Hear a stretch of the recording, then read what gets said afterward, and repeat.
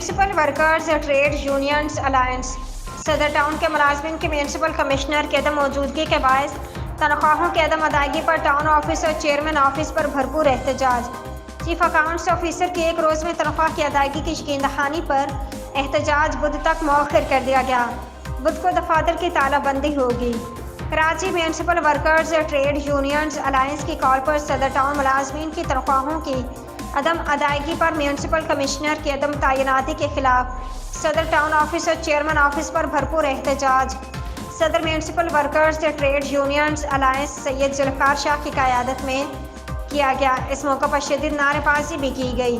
मुजाहिरीन ने town office के गिर्द चक्कर लगाया और क्लिक ऑफिस में कायम चेयरमैन ऑफिस पर भी जाकर एहतजाज किया।